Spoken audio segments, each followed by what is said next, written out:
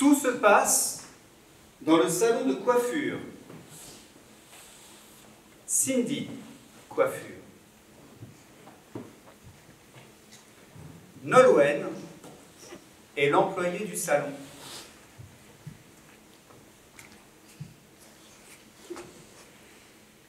Le rendez-vous de 16 h est annulé. J'ai encore raté mon permis. Tiens, c'est pour toi. Bon anniversaire.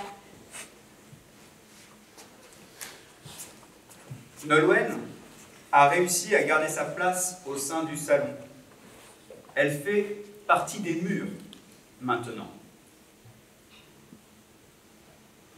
Chez Cindy Coiffure, il y a Madame Habib, la patronne.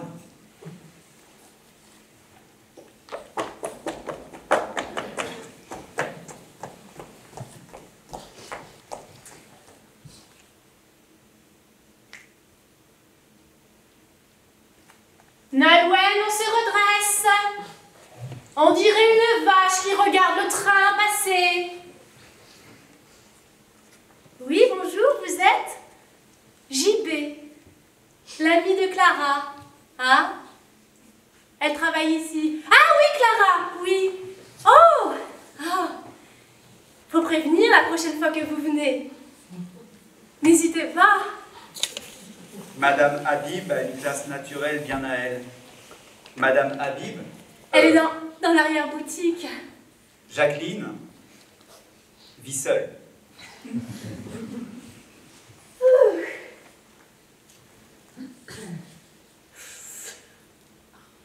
Oui, enfin, Cindy Coiffure, Cindy Coiffure, Cindy Coiffure. Non, il faut que je change le nom concrètement. J'ai l'impression que ça me correspond pas, Cindy Coiffure.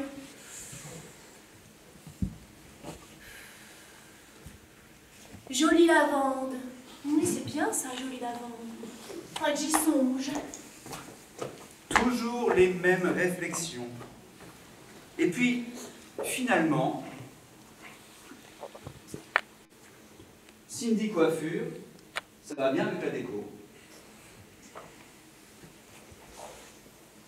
Enfin, chez Cindy Coiffure, il y a Clara, l'héroïne de cette histoire.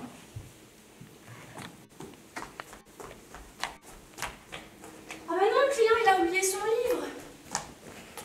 Ah bah...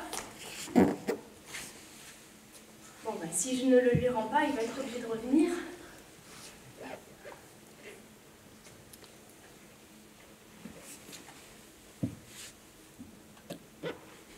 Elle glissera le livre dans son sac. Il y restera jusqu'au lundi suivant où, mettant de l'ordre dans son cabas et avant d'être distraite par une visite de la voisine, elle le posera chez elle sur la table du salon. Le matin suivant, il attirera l'attention de JB, qui, débarquant dans la pièce avec son bol de choc à pic, l'attrapera au passage, découvrira le titre, le nom de l'auteur, le détail du tableau en couverture, ne ressentira rien de particulier et le laissera plus loin, à un bout de la table basse.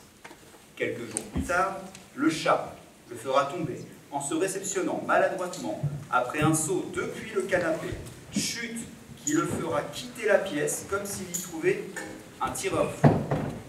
Le soir même, Clara ramassera le livre qu'elle rangera dans la bibliothèque du couloir, sur la même étagère que L'appel de l'ange et La fille de papier de Guillaume Musso, Ma médecine naturelle du docteur Fabrice Bisson, Glacé de Bernard Minier, Moi, Zlatan Ibrahimovic de Zlatan Ibrahimovic, Le secret de Rhonda Byrne, cadeau d'Anaïs, amie d'enfance de Clara, Les 30 plus beaux sentiers de randonnée en Bourgogne, cadeau de son père, 3 baisers de Catherine Pancol, Bélier, votre horoscope jour par jour, édition 2011, 2013, 2015, 2016, 2018, ainsi qu'une bonne douzaine de mangas signés Akira Toriyama, très apprécié de JB. Le livre y restera très exactement 5 mois, 29 jours, 2 heures et 47 minutes.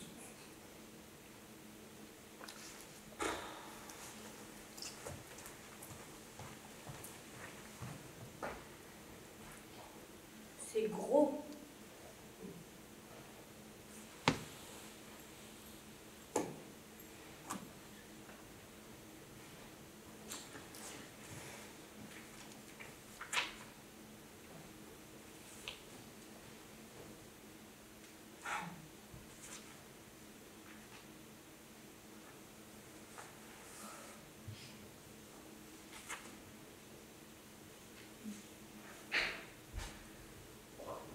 C'est beau.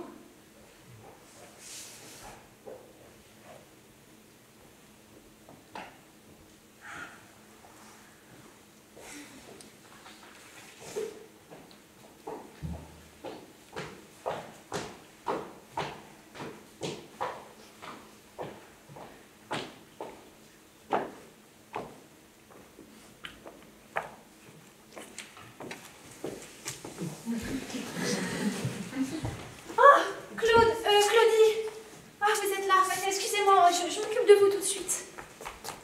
Vous lisez Proust? Oui. Vous savez qu'il m'a sauvé la vie. Ah. Je vous emmène au bac à shampoing? Avec plaisir.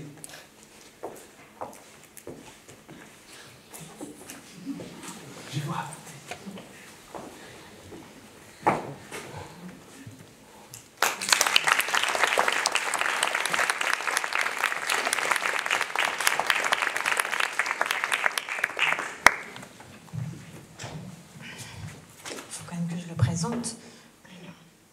Donc, le livre s'appelle Clara lit Proust, tout simplement. Alors déjà, ce roman commence par un jeu de mots sur les coiffeurs. Donc Madame Habib est devant son salon, elle s'imagine tenir un de singe, alors que son salon voilà, s'appelle Cindy Coiffure, depuis 1982, et survit grâce à une clientèle d'habitués dont la moyenne d'âge avoisine les 70 ans. Et donc elle se questionne déjà dès le début, qualitatif, évolutif, instinctif. Celui-là, il est gratuit. Tiffen, je sais pas. Quelque chose en tif, en tout cas. Donc voilà, la scène d'ouverture rêvée, ils l'ont fait.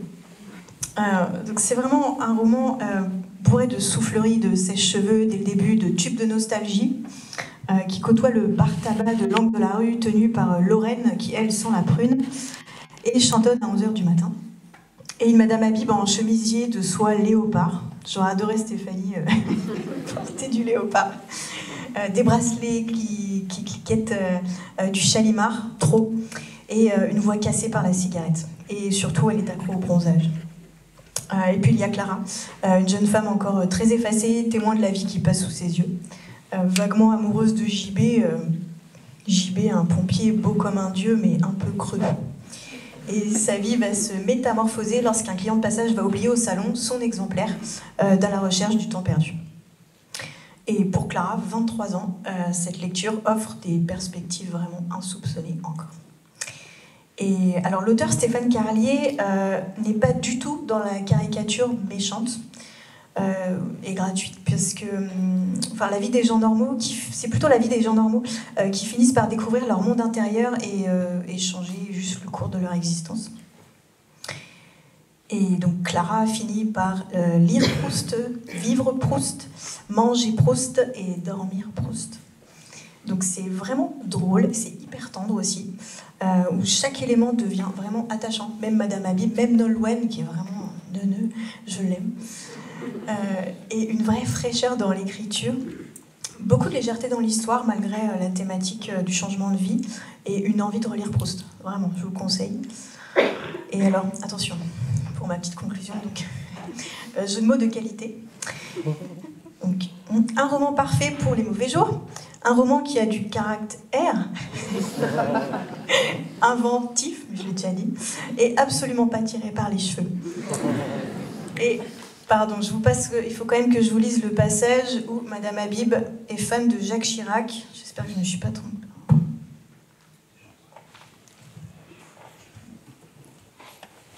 Est-ce qu'on a 30 secondes? Oui, ok.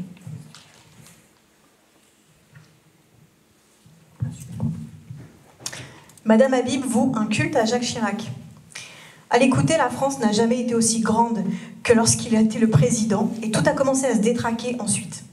C'est au point qu'elle a punaisé une photo de lui sur le mur, près de la caisse, une petite photo noir et blanc découpée dans un magazine sur laquelle on le reconnaît à peine, on dirait un acteur de l'âge d'or d'Hollywood.